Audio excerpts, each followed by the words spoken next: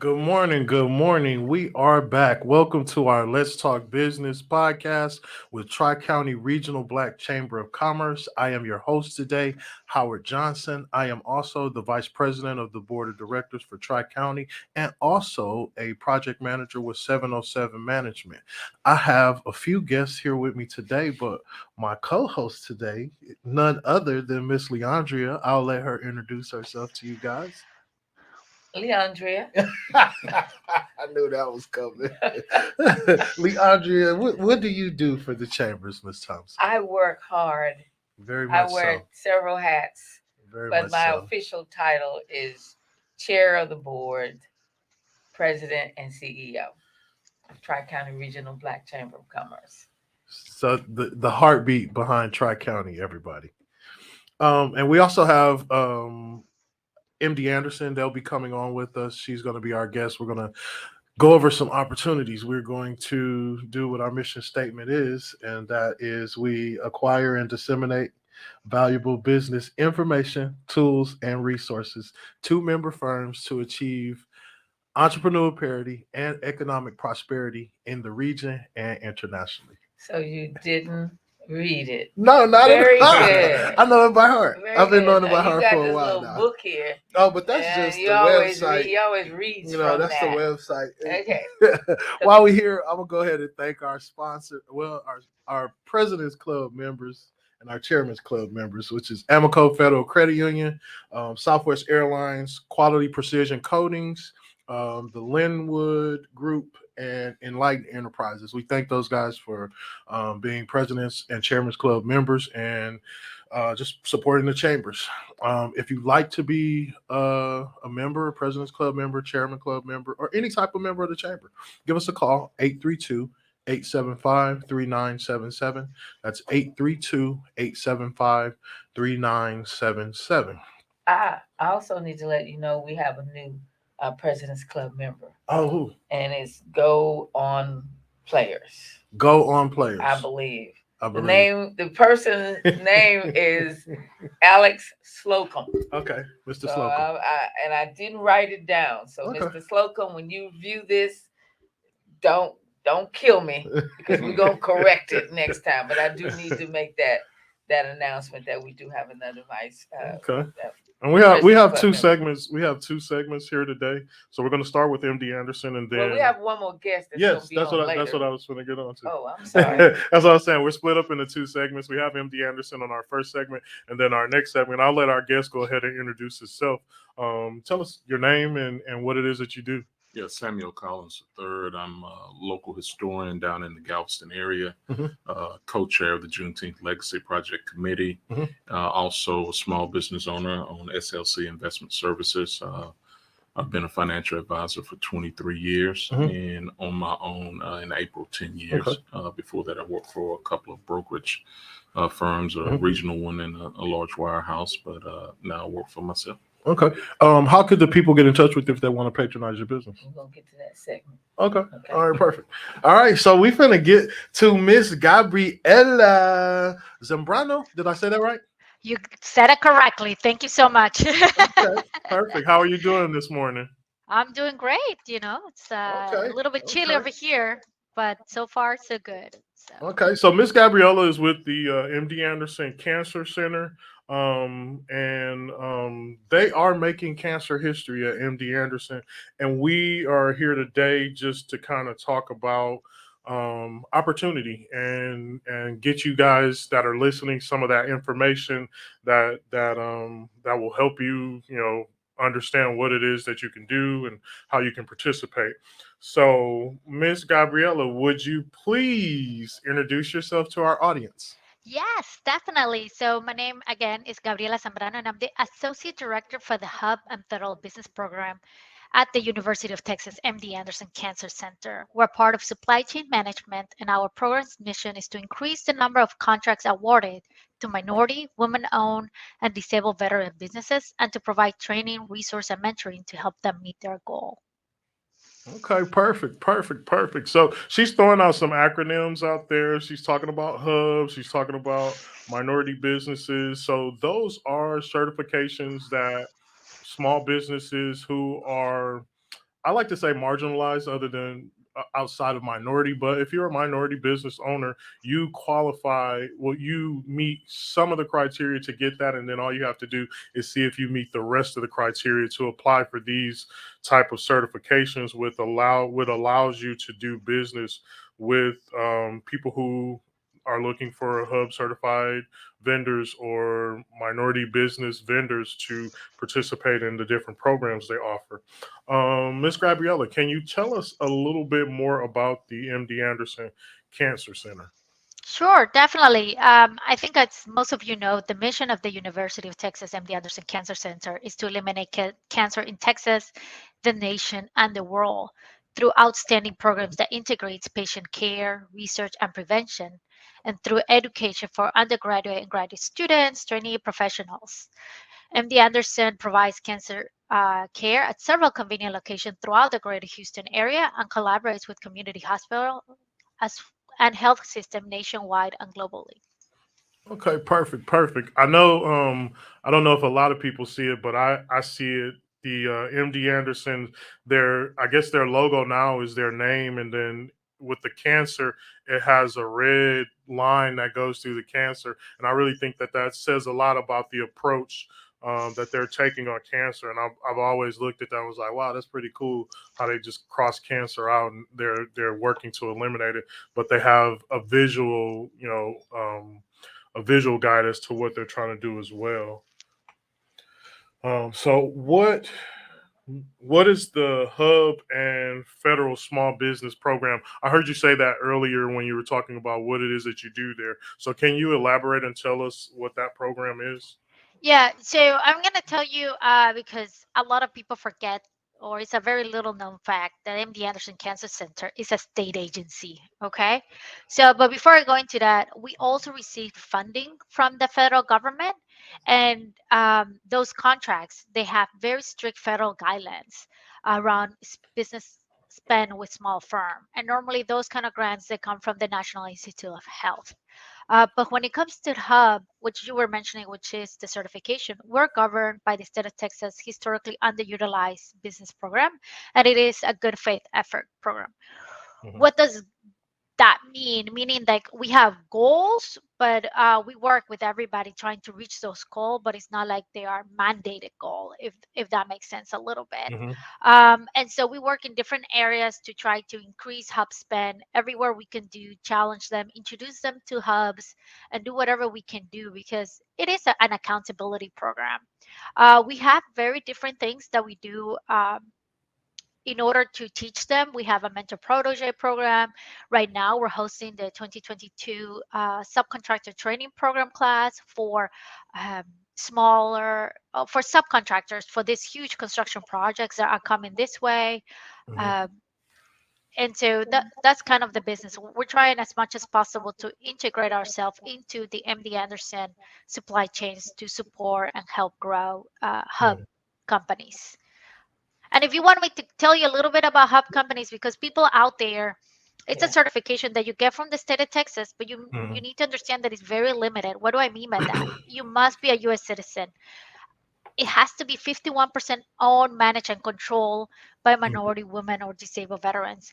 You Mhm. must be a Texas resident, and your corporation must be established here in Texas. So those are one of the few capability, but the certification is free. It's out there in the Texas Comptroller website, so anybody can go there and apply. And I encourage you to do it because if you think all of like, we have all the state agencies that are out there here in Mhm. Houston and the surrounding areas, like MD Anderson, the University of Houston, they all use HubSpend. So this will be like a great way for you if you want to start doing business in the public institution. This is a great certification for you to apply or for any business to apply. Yeah. Gabriella, this is Leandria, and I wanted to also add that we are certifying for the state of Texas as well. So Yeah. it gives our listening audience and our members an opportunity to really get going and get started so that they can be involved in some of the opportunities that you were referring to. So that is one of the things which is the good news, is that we are actually have an MOA, which is Memorandum of Agreement Agreement. with the Comptroller's Office. So we do certified hub vendors as well as MBEs, WBEs, which women business owners and small business. So that is an advantage that our members are being able to have because now that we are partners, basically, MD Anderson is one of our corporate level members. We can kind of do some workshops so that there will be things that members and vendors will be able to understand a little, get some real hands on and some upfront and close information in order to participate in a lot of the opportunities that's coming up.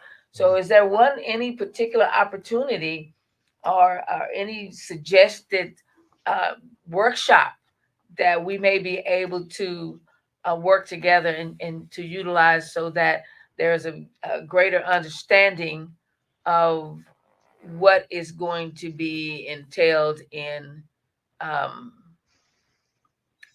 being able to take advantage of the opportunities that MD Anderson would have. Um, yeah, you said like on a future, like doing Yes, like a workshop together. Yeah, we can yes, always yes. collaborate, of course. I mean, I'm here, you know. Don't do that. I just got this job in June, so we're really excited. We want to help people. So, but I'm excited to hear you guys actually certify companies because one of the barriers I'm always afraid is that people think there are not a lot of hub companies, and there are. So Yeah, I want to a make sure bunch of. that, but a lot of people think, oh, I have my minority certification. No, every single institution that we all accept different certification, and we only accept the hub certification. So when you work with a bigger company, that's the certification that you need in order for us to count it as something that we give to hubs. Right. Okay, Thank perfect, you. Very perfect. that we want to be able to, as you said, we do have a lot of hubs, but they need to understand how to be engaged and what other than just getting certified, what's Mhm. next. And Mhm. those are some of the things that we actually do work with the individuals that we do certify. Now, you mentioned that you're a part of a supply chain management. Can you Mhm. tell us more about that? Yeah, so everyone has their different terms. So the supply chain management team is responsible for procuring supplies, material, equipment, and services for MD Anderson. Hmm. So besides meeting the qualification, it is about relationship building and persistence. So Hmm. we're a large organization and we want to be welcoming and open. So the two tips that I could tell every business I mentioned before will help you succeed. And so I want to remind everybody that, like for example, I'm working from home permanently. So we're not working from the office. So it's kind of hard to network, but always try as much as possible to find out what kind of business you want to do and who do you want to meet in order to create those relationships. Hmm. Okay. Well, what types of goods and services does MD Anderson buy? I know we were talking about in supply chain management is just the purchasing side of MD Anderson, but what type of goods and services do you guys buy there? So think about everything, from pharmaceutical drugs, capital construction, surgical equipment, supplies, research equipment and supplies, IT equipment and services, business administration, and just a wide variety of anything you can feel of. We have an annual spend of $1.7 billion. Mhm. So think about it. And then in the next 18 months, we're going to be invested more than $1.4 billion dollars. So we really want everybody to think about, especially if you're in the construction area that works with general contractors, to build the shell and build the inside of the building. There's an enormous opportunity in the next 24 months. Mhm. I have a question. Going back to supplies, are you purchasing supplies just for the Houston area, or are you purchasing how far or what is the extent of supplies that you're purchasing? Is it just for MD Anderson Houston? No, MD Anderson everywhere. So wherever MD Anderson, well, we mainly focus here in Texas, right? But MD Anderson everywhere. We have different types of services that we use out there, different contracts that we use out there in order to procure the supplies. But think about it. Think about at a hospital. When you go into a hospital, think about everything that you can see, right? Everything from uniforms, from air filtration system, from what is the other things that you can think of? Toilet paper, Design of the copier building, toilet well, those are out there, and so paper. those opportunities that come out to bid, there's actually a formal Hmm. process, and so you need to go out there, meet them, and find out about it. Okay. How can a small business owner do business with MD Anderson? So there are very different ways that people can do business. So their purchases are like $50,000 or less. Those do not require any bid. Basically, the request comes to the supply chains department purchasing services for less than 50,000. Our buyers will go through a protocol where they'll look at all suppliers registered in our database. They'll look at supplier who had a great track record of doing business with MD Anderson. They will work with the requesting department to guide them to the best solution. Now, this is key. This is where building relationship is important. The Mhm. buyers are segmented by commodity area. So if you provide a specific product or service or IT related or business service, um, those buyers have a specialization in those areas. They do maintain relationship and they do get to know the companies. This is what we call an open market buy. We don't require any bidding, doesn't require any special rules on application, but we buy from the source that giving us the best price and the best value at that time. So the best way is for you to register for bid. If you want to, you can send me an email at the end of the show. Mhm. Once I send an email, this is what I tell people. Read the email. It gives you very specific detail how to register, how to become a vendor, but more important, I'll give you there even the sourcing person. So that's the person you need to reach out to to see who can they introduce you or how they can help you with your business and service, or what is it that you provide. Okay. And then where can a supplier go to find the bidding opportunities? Wait, I'm not done yet. Oh, okay. I was like, wait, I'm still like, so there's other two categories. So one, we Okay. have the informal bid quotation between 50 to less than 50,000. Now, this is important because we're hub business. So this is where we require, where they go through the vendor, they need to get quotes from two hub business. And this is a policy driven by the UT System Administration rules of engagement and the legislation around historically underutilized businesses. Again, this is where relationship is key, because anybody who's out there, you could say, I do project management, right? But maybe you do project management for construction, only project management for IT. So this is important where you make sure that whenever you register, you provide exactly the service that you do. Now, the other one is where everybody knows this is the formal bid, where you go to our website and it's any purchase above $50,000.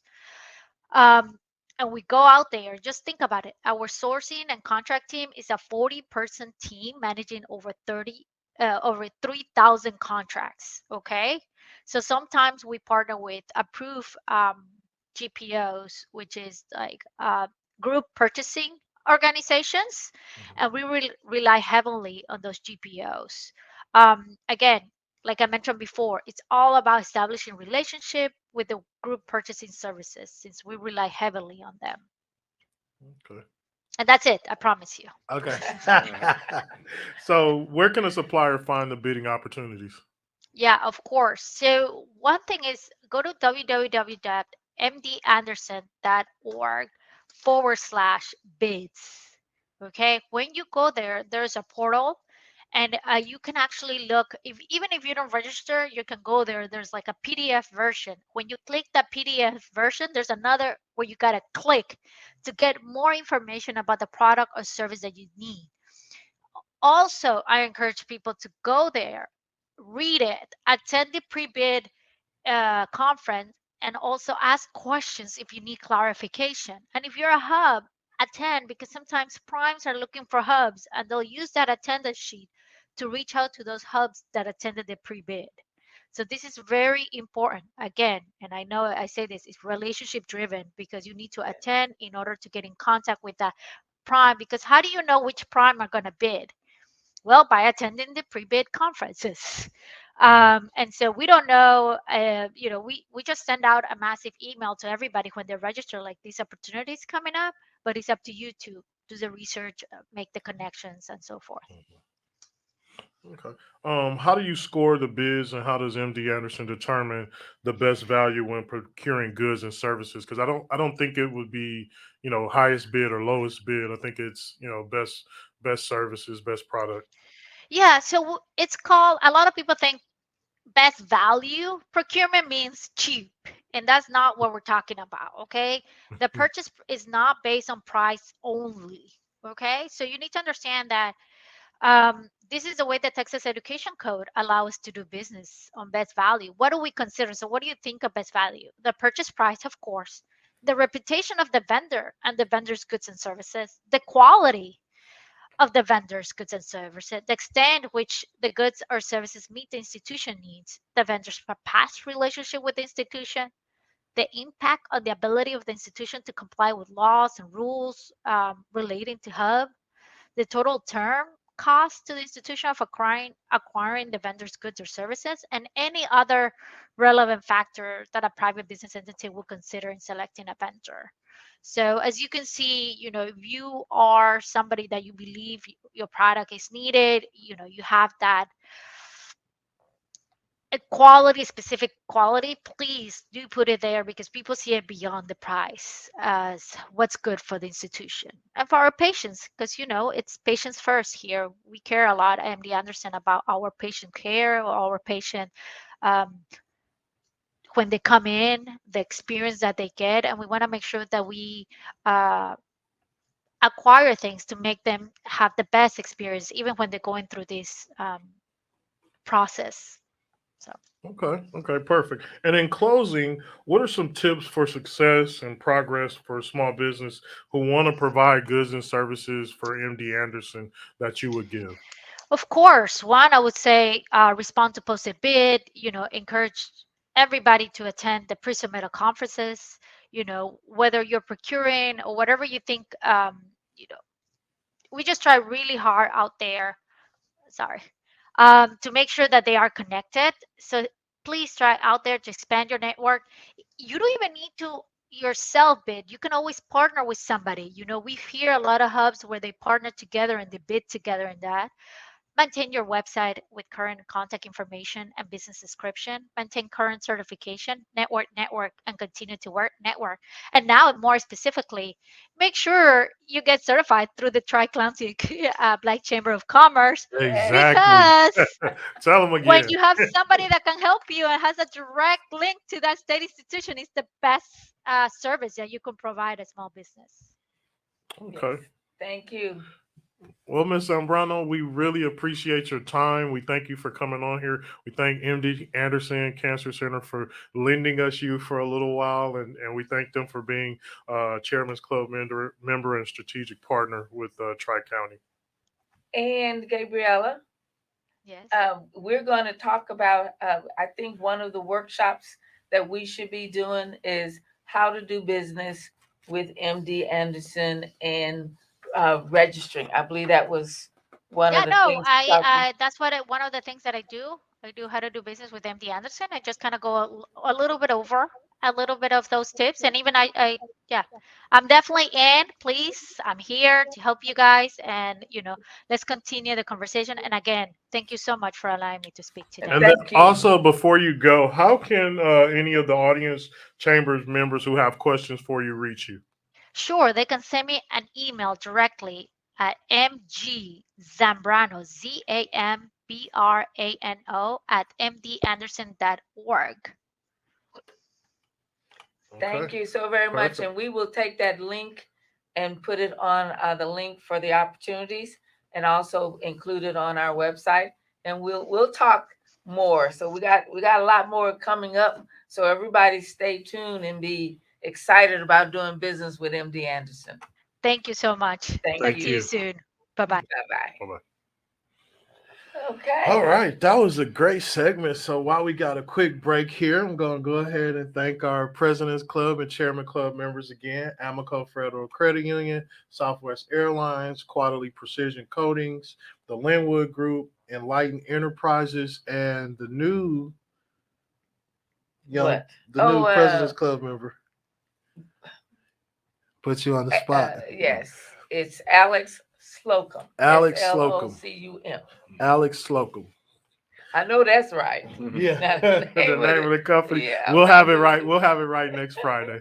So here at the Chambers, we're connecting your business to the money. We know business, and our members make business happen.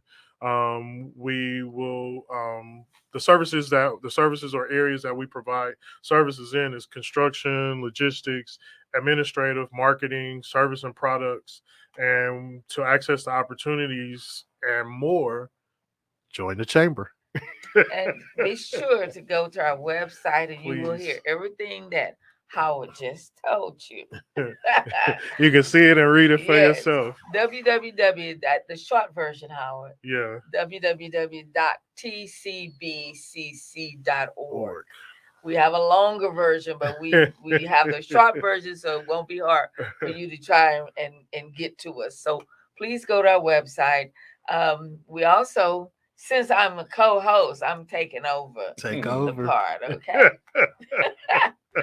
All right. So this is, as we all should be aware, Black History Month.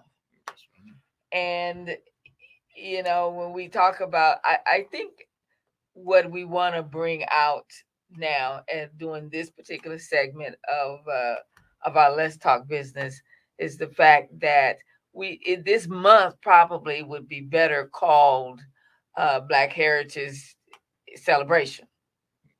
When it comes down to history, I don't think that we actually celebrate this month with a true history of our people. And when I say our Black people, and Black people does not necessarily mean it has nothing to do with skin color. It's a lot with culture and history. And I don't think we really get the history of our ethnicity, because we didn't just start here in the U.S. No. And when you look at what's considered Black history, we get who? Martin Luther King. The iconic figures that people often know, but there are so many individuals that we should be discussing this 365 days a year and all around the world. So when Carter G. Woodson started Negro History Week, it was not meant to only talk about it for a week, and then it eventually was expanded to a month and recognized in 1976 for Black History Month. He was trying to highlight the contributions of people of African descent in the United States and around the world in the month of February, centered around Frederick Douglass' birthday, February 14th, and Abraham Lincoln's birthday, February 12th. So that's why that second week was the Negro History Week. And like I said, expanded to a month, and now it's up to us to make sure that it is recognized 365 days a year and not just boxed into a month. Correct. Well, thank you for being here. Now, I would like for you, I think you were Howard had asked you to go ahead and introduce yourself. Reintroduce yourself. Yeah, so again, my name is Samuel Collins III. I am a local historian in the Galveston area, certified tourism ambassador promoting history on the island. And I also have a position with the National Trust for Historic Preservation on their board of advisors. I've been in that position since 2007. So I work on preservation and history issues on a local, county, state, and national level. This History Our National Trust organization has a national campaign to tell the full story. Okay. So oftentimes what I tell individuals is you hear the stories of founders and early settlers. Those are like lettuce and tomatoes. So in relation to the Black History Month iconic figures of Dr. King, Malcolm X, Frederick Douglass, Harriet Tubman, Sojourner Truth, those are like the stories you hear all the time, but our history includes bacon bits, croutons, other things in the history salad that adds more flavor. So there are individuals in your immediate family that are historic, because if not for the sacrifice of the elders and ancestors in your own family, you would not be the person that you are today. Whether that history is good or bad, because people feel different about those that came before them, depending on the relationships. If they made mistakes, you learn from those mistakes. If they were good examples, you learn from those examples. So we use it either way, so they can motivate you to be a better individual either way. But there are so many in our community just forgotten heroes and iconic figures. Last night, Channel 11 had a special on John Rufus Gibson. That's someone that I had highlighted a couple of years ago. He was the second principal of Central High School, often credited as being the first principal of Central High School in Galveston, which was the first public high school in the state of Texas. But he was actually the second. The first was C.J. Warren, who had only been there a couple of years, and then Gibson took over. But Gibson was principal from 1888 to 1936. Wow. So 48 years at one high school. He was appointed as consul general to Liberia in 1901 by President William McKinley. So here is an individual living in Galveston that gets this presidential appointment. He helped Galveston to recover after the 1900 storm. So he was very influential in the rebuilding of Galveston after the Great Storm. We hear so many stories about the Great Storm and the Red Cross and all of these individuals, but few people know that Gibson was put in charge of the relief for the Black community or African American community. Few, I'm going to say almost none, huh? Exactly. I know I've never heard this before. Yeah, and to think about 5 decades of his life, he came to Galveston in 1883 as a teacher from Wilberforce University. He had graduated, which was the first private HBCU in the country. And there were other Galveston residents that had also attended Wilberforce. Mr. Skull, Reverend Skull, whose family has history there on the island dating back to 1865. I believe he probably met Gibson at Wilberforce and told him about Galveston. And he relocated to Galveston. Galveston is so important to the region, and after the popularity of Houston grew, or the business of Houston grew with the deep water port moving further inland, Galveston's position in that commercial kind of commerce went down a little bit because Houston was booming. But prior to ships being able to come all the way in, it was Galveston. Galveston was the New York of the South. I can tell you, in growing up, we used to go to Galveston, and our parents would go to the casino. Before Las Vegas? Yes. Galveston was Las Vegas. And it was out on the water. It was like a pier, and we would be playing in the sand while they were in there. We didn't know what they were doing in there. But so you said something about Juneteenth committee, or I'm the co-chair of the Juneteenth Legacy Project, and I also work with the local nonprofit. Now, what is that about? The Juneteenth. Yeah, the Neocultural Center. I want to make sure that I point this out. We organized the Juneteenth Legacy Project, centered around a large mural project, public art installation that we did last year. Okay. That is 5,000 square feet downtown, located on the southwest corner of 22nd and Strand. Okay. So Houston artist Reginald Adams, along with his team of artists, the creatives, Dantrell Boone, Kadavian Baylor, Samson Adenugbe, Cherry Meekins, and Joshua Bennett completed a mural that is titled Absolute Equality. And it tells the journey of freedom here in Texas from Esteban or Estevanico from 1528 to the current and going into the future. When you say so it predates 1619. You talking about the year 1528. Yeah, so a lot of people think about 1619, and I often hear people say, we have 400 years of history, but the first non-native enslaved individual to arrive on these shores was Esteban, sometimes referred to as Estevanico. His name before coming here was Mustafa Azamori. He was from Morocco. So he's the first documented enslaved, and we do know that there are traces of history through DNA testing that shows that Africans had made it to the New World prior to 1528. The 1528 just recognizes the date that the first non-native enslaved person. So you go for this journey of freedom from one enslaved person in 1528 to over 250,000 by the end of the Civil War. So that is kind of how that 1528 date is. So we're familiar with the Neocultural Center because that's Miss Johnson is a member of the chamber. Yeah, and the reason I want to highlight the Neocultural Center is because with the Juneteenth Legacy Project, it was formed as a new nonprofit, but after the events of 2020, after the unfortunate death, murder of George Floyd, a lot of new nonprofits popped up with regards to social justice and racial equity.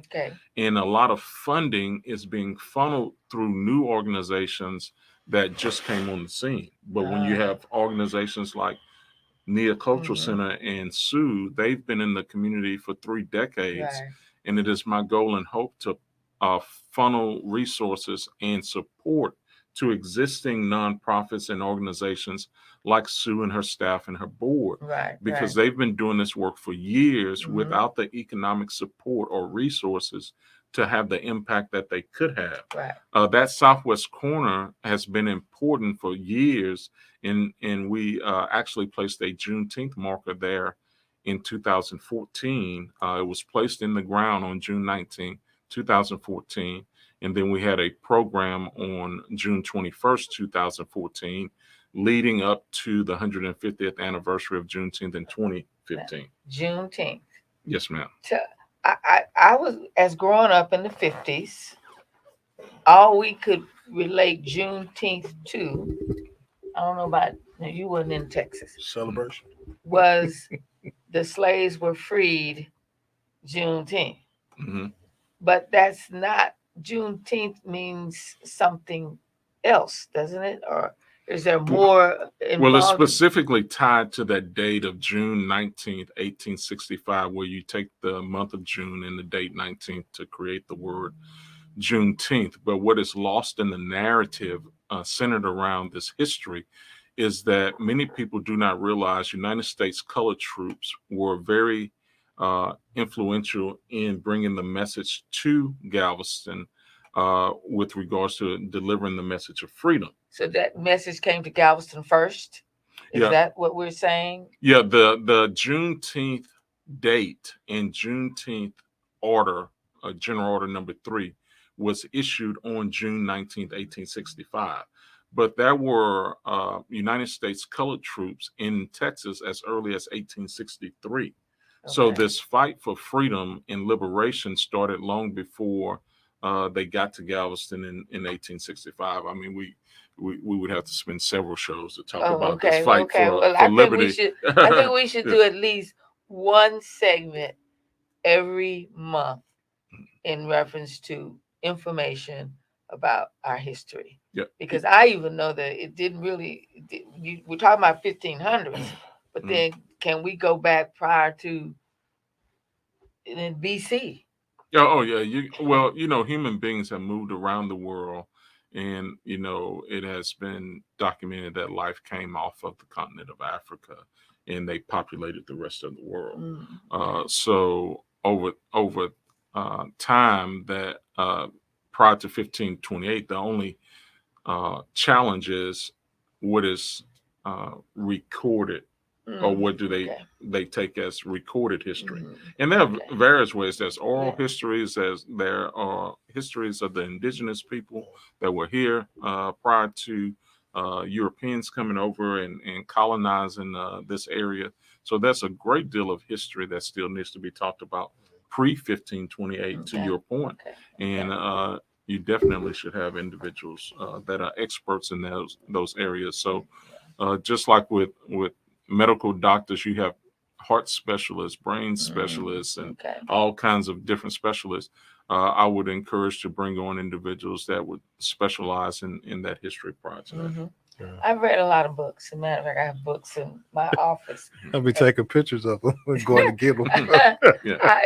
One of the books that was fascinating for me was the history of the Black civilization, and that I took in. We know we do a lot of international. We have an international initiative in the chamber, and so when I started reading this, and I can't quote the author, I just read. And when I started reading it, and we started doing our international initiative, and we started looking at export and things like that, and looking at terminology, and one of the terminologies in the international arena is tariff. Okay. And we know that that's a tax Mm-hmm. that is added to a product coming from someplace else into another country, correct? Mm-hmm. Well, come to find out that there was a king, Black king, his name was Tarif. And when the people came into Africa and wanted to cross over They had to pay a tax. they had to pay a tax to him. And so I'm like, wait a minute. So we have a person in history who was named Tarif, and they used his name to associate with this tax. And to me, that was a historical burst of where we fit in this society. Well, in the Neocultural Center Juneteenth Legacy Project headquarters in Galveston, at 2217 Strand Suite 101, we have a collection of books. And what I call these books are our weapons of mass destruction. And these weapons of mass destruction attack intolerance, darkness, lies, false narratives by telling truth from primary source documents to defeat and those things that go against telling the truth, and to also bring light to dark areas. So by being exposed to more information as you're talking about this history, it brings light into some dark areas that we may not have known, and it enlightens us to be better individuals and better human beings. Yes. And what happens is during these months, sometime during Black History Month, we tell stories of struggle, pain, and suffering so much about overcoming that we forget to tell stories of success, like Mr. Gibson, stories of success of kings and queens like that you're talking about, but also stories of success of people in our individual families. They may not have been iconic individuals, but if our big mamas and pawpaws and those that ran the farms and took care of those places and taught us the things and gave us the foundation, we wouldn't be in the spaces that we are. Some of them, just joking, my grandfather, my mother's stepfather, he had been with my grandmother since my mother was 7 years old. So I called him daddy, and I have a great relationship with my father that I call daddy too. But this specific story that I'm sharing is that, to me, when I look back, I realize he was a great statistician. And you say, well, how do you come up with that terminology? He was a superior domino player than I was. So many of these individuals in our communities, what they were dealing with was statistics and probabilities. What's the probability that you have this play or domino? And they were also reading your body language and all of that. So they were, scared smart. Money can't win. A lot of terminology And they all use money ain't good money. Come on. So a lot of things that they were saying that we can use in the business community. We do. You got to play good defense sometimes. So some good defense is good tax advice. I've taken what you're saying. We've already put it into what is called the game of business because we understand. Oh, I'm sorry. We understand game. Absolutely. We played the game. Yeah. And you're right. The people, I'm growing up in the 50s, so I'm getting closer information about people who experienced things in the late 1800s because now they're sharing that with us as kids. And some of the things they would say, we were like, that don't make sense. What are they talking about? But when we became young adults, it was like, Light went off. yes. Okay. And it created a perspective about yourself as being the I am, the who you are. Yeah. Had nothing to do with what they call race or ethnicity. You were an individual who saw things, understood things from things that the older people was sharing, information they were passing down. And where did we stop I think passing that information down? What Ms. Thompson was talking about when she just said that, we need to do this more often. Like I feel like it's always a disconnect from history and correct information. Like I feel, me personally, this is the gospel according to me. It's nobody else can take it. But I feel like if a person says the name Martin Luther King and you can quote his "I Have a Dream" speech, then you should also know who Philip Randolph is, and you should also know who Bayard Rustin is. If you talk about Malcolm X, and you know who Malcolm X is, then you definitely should know who John Henry Clark is. John Henry Clark. So John Henry Clark is the guy who wrote the book Malcolm X, and he was an activist at the same time, a Pan-African activist at the same time Malcolm X was. Actually, him and Malcolm X were, I could almost say that they were friends, but they had a respect for each other and they talked to each other. And, he kind of, once Malcolm came back from his Mecca experience, he sat down and talked to Mr. Clark. So that's how Clark was able to, write the book. So there are names that people say, like they run off and, talk about Rosa Parks. Not that these people are bad people. They're the ones who allow you to remember the experience. But there are other people that were really a big part of that movement that you don't see. These were just the people in the forefront, like people, all the business people like A.G. Gasson and other individuals that financed the movement. So those that financed the movement are important. Those that own the businesses that produce the income to support that's important. That an unintended consequence of the integration of our communities was a destruction of businesses, and that that's really it hurt. right there. That's it right there. Because they were trying to figure out. We were caught off with the word equal. Yeah, the government was trying to figure out where's Martin Luther King getting his money from? And they figured it out. And once they figured it out in 1965, they put together some things to slow that. Then, because in 1954 they said, this is a market. Black people are a market. They grew up so quick and so fast and amassed $15 billion in 1954 buying power. Something we got to do about it. Y'all got to go get that money. Stop being prejudiced. Segregation. Let them come in and spend their money. They didn't end segregation to give us more rights. They ended segregation to get some more money from us. But one of the things that I heard when Obama became president, that he was not the first Black president. Now, how come we never knew that before then? Yeah. Well, he on the $2 bill. Our society, if we just do DNA testing, you'll find traces of people of African descent in just about everybody. So that is not surprising. What is frustrating is that when you present new information that individuals may not have been exposed to, if they just shut down and won't accept it without checking it. I'm not saying you have to accept it without verifying, but at least be open to new information. But unfortunately, even with the Juneteenth story, the story has been told that Granger just kind of came into Galveston by itself and said all slaves are free, and not necessarily by itself. They knew soldiers were with him, but growing up in 7th grade Texas history or high school or college, no one told me that Black soldiers had walked the streets of Galveston, and newspaper reports say Galveston is now occupied by Negro troops. That's primary source documents from 1865. that in July of 1865, there was a freedom ball planned.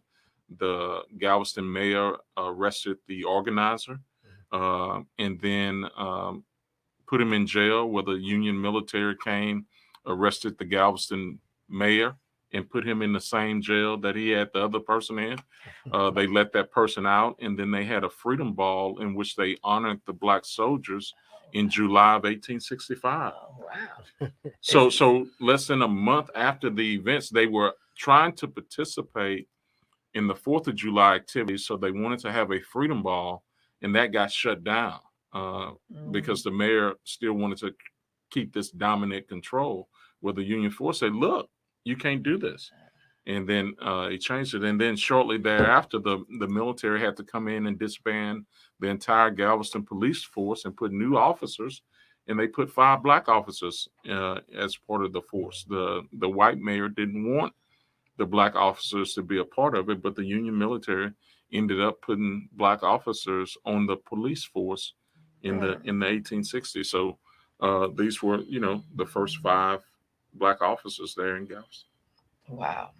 It's a lot of history, a lot of information, and it cannot get out in 1 month. No. We hustling, we're bustling, we're working, we're doing this, we're doing that, and 1 month is not giving us the time to actually hear and understand and perceive. Because you said something earlier, perception. The more information and people pass down information, your perception of who you are.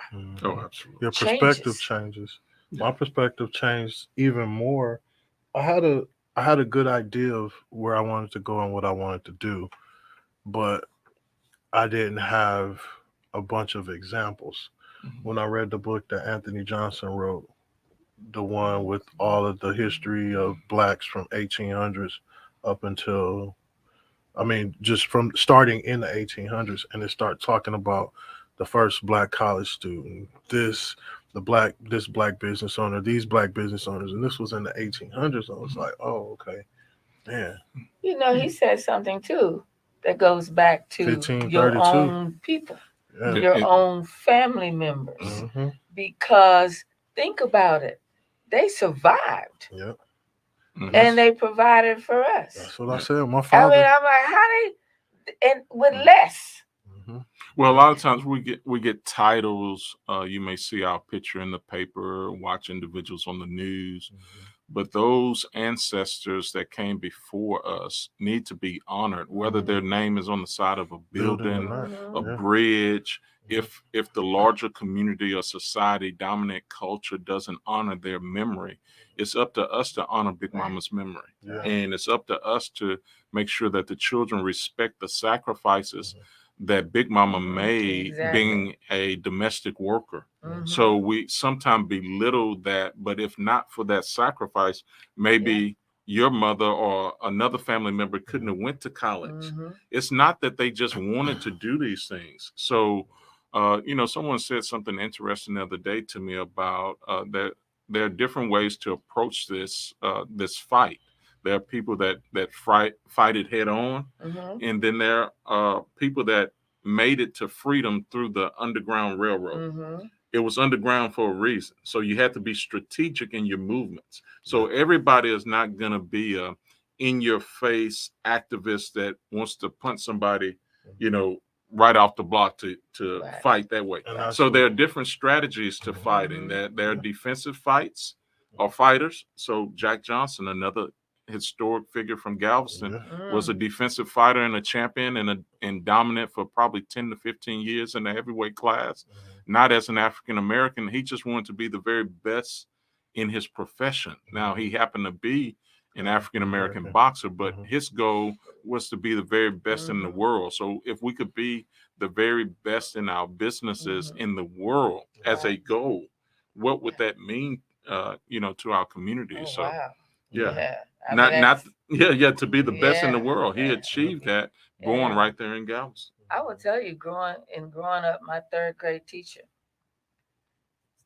had always said to us, do not settle for being good. Be the best. there is no acceptance of mediocrity. You must look at what is excellent Mhm. and be striving to always be excellent.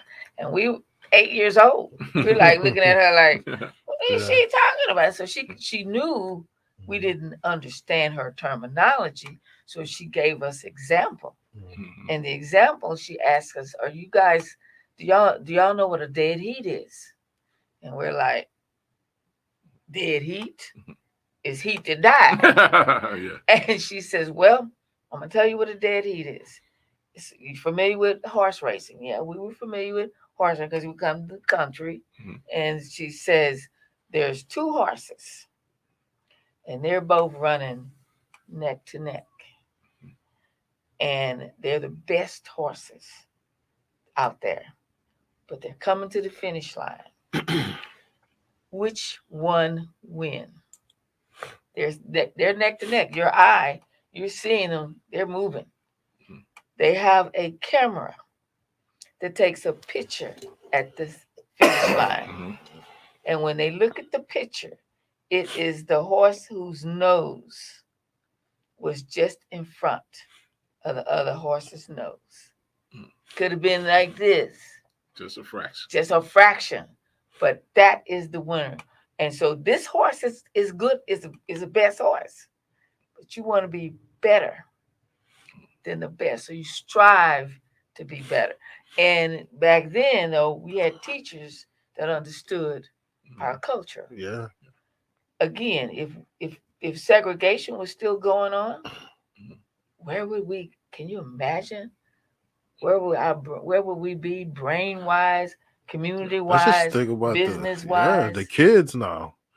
The kids now. Oh my gosh. Where would they? And we're not sitting here creating controversy about We're just talking about it. segregation and integration, but We having because a we are conversation. integrated, then we need to know more Mhm. about who we are, what our communities are, and how we can be the best that we can be. Well, the unfortunate thing to attempt to assimilate at the expense of ignoring your own talents and strengths is what happened. That was a movement to assimilate more into a culture and an environment that wasn't necessarily ready to reward you. And we definitely need to remember our strength and the strength of those that came before us. Exactly. There's strength in our DNA. We don't need to believe in the Black Panther or some fictitious world. We have real people, real examples in our communities, in our families of superheroes, whether they wear capes or uniforms. They are the true superheroes. I wrote a statement in my phone when I first got it. My father was my hero growing up. So my dad was born in 1932. He's still alive right now. He grew up in Mississippi in the 40s and 50s, and he made it out of that. And that in itself was enough. Yeah. But he took care of me, my sisters, and he just was. My father, when I was born, my father took me. I pretty much went everywhere with my father, and he never went anywhere that I couldn't go with him. And I was like, I'm like, man, that's crazy. It was that right there was just mind blowing for me. But my father, God bless him. If the Lord said the same, he'll be 90 years old this year. Right. He's still in his right mind. He still drives here. He plays golf. And still But he gives me a lot of history. And like I've met some of his friends that were older than him. Like we went to Chicago for something and we went by the VA hospital to meet one of his friends. I think this guy probably was like 6 years older than my father. He was just telling me stories about my dad. And the guy still had his memory and everything. He was like, man, me and your dad used to drive from Chicago over to Michigan and blah, blah, blah, blah. He was this. And he knew my grandfather. So I never met my grandfather because my father was 45 when I was born. So my grandfather had already passed away. My grandfather passed at 50. So, but he was telling me stories about my grandfather. I was like, wow. So it's just, it was those amazing. Stories, those stories, they really are. Now I know we're getting ready to we're getting close up, But I have one request, and that is that we have another dialogue about how we can get history out On a at least regular basis. once a month. Mhm. And I know that's taking time, but if we have a topic or a person that we can promote or put out there, even on just on our website. Mhm. So I'd like to get with Cheryl and Sue, I'll call her Sue, Yeah. and you, and see what we can do to add that as a moment in history or a time in history on our website, that we can share that with our members and anybody that comes to our website to see it. Yep. And all of these counties, we can get specialists that specialize in history from all over those areas. Okay. Wonderful, Perfect. fantastic. And I think we could have a Black History event. Yeah. It doesn't have to be Black History Month. No. It could just be maybe a heritage or something. I don't know, but let's Keep it at the forefront. let's keep that in, and let's work toward getting that in, because I think now our young people They need it. really They need it. to hear. We need to be expressing to them what was expressed to us. We need to keep that moving. Mhm. So we certainly appreciate you being Oh, here thank you for and the have the invitation. And y'all opportunity. come down to Galveston to see our Juneteenth Legacy Project headquarters at the Yeah, we Neocultural surely Center. will. Yeah, we surely will. 22nd and Strand. Well, we would have come. We've been to Galveston a bunch of Yeah, times. we We were just even- there. We were there for It's a reason to come back. yeah. We can't were change there yesterday, but we're gonna change today and tomorrow. And you know what? We can do an event there for the chamber with you guys. Yeah, And yeah. actually, We coordinated yeah. with Sue and Tarina Yes. Harris, who is the program director. We would love to have you out there and maybe even have a membership drive. Wonderful. Well, Sounds it's great. Friday, February the 25th, and this was Let's Talk Business podcast. Want to go ahead and thank GMT Radio. I always have to thank them, man. My boy Nice. His name not Nice, but we call him Nice for a reason, because he's nice with it. Anything you're doing in entertainment, videos, media, come see him, man. This guy is amazing at what he does. He loves his craft. Also want to thank Amico Federal Credit Union again, Southwest Airlines, Quality Precision Coatings, the Linwood Group, Enlighten Enterprises, and Alex Slocum. Alex, Yes. shout out to Alex. We're gonna learn a lot from Alan. Yeah. Okay. Yeah. Like I said, this has been your podcast for Friday. We thank y'all for tuning in. We hope that you had an open mind and received something that can help you with your business. I want you to make one more announcement. more Next announcement. Friday, Next Friday. we're gonna actually replay this. Yeah, we'll replay this next because Friday. guess where we'll be? We'll be in Belize. We'll be in Belize. Yeah, Belize. And Belize, that's another story to tell you Oh, about. yeah. Because we I heard. already know Sue's going. Yeah, she's going. Yeah. And listen, when they were singing "Glory Hallelujah" on with Christian soldiers, bringing in the sheaves, and we like, Where y'all get how that y'all from? know them songs? Like same way y'all know. And they said great grandparents Mhm. taught them to them. So that's when we started digging into the history Yeah. and found out a lot of the Belizeans came from Texas, Louisiana, Mississippi. Wow. That was another thing that gave me a different perspective. Mhm, Like when I went there, I saw people that looked like me running the country. So my experience with a black president was not when 44 got in office. I seen prime ministers, I seen minister of foreign affairs that look like me, Yeah. just older, running countries. So And that there's was a an history to eye it. opener. Yeah. That's a history. That was an an eye opener, and I think that exposure, should be exposed to the younger generation. If you see people doing things like this, then it becomes not. It doesn't become a dream. It becomes a reality, because you're like, okay, they're doing it already. If he's a president, I could be a president. If he's a foreign minister, I need to figure out what that is and what that does, and I can do that. So it, like I say, it just. It is perspective. They say. And I do want to mention Neocultural's website, neocultural.org. So want to make sure people go there if they need more information. Yeah, when we get back, we're gonna be down. Sue gonna have a lot to be telling y'all about in Belize. Yeah. Because I think that we should have a exhibit, because Belize also experienced slavery with the British. It was a British colony, and they have a lot of historical artifacts And but anyway, And we another could talk thing, all the, day. Yeah, the yeah. last thing I'm gonna say. What you gonna say? Somebody told me about this book and said that everybody should have the first book that anybody should own is a passport. Oh, passport. Yeah, That's the good first one. book that anybody, if y'all listening, the first Yeah. book you should have in your library is a passport. Get your passport. Because that will allow you to move around this Yeah. country and see things Yeah. that will change around the your world. perspective. Around the world. Yeah. Yeah. But you do need it. You Yeah. do need a passport. You have to get that. Mhm. And that's been our podcast. All right.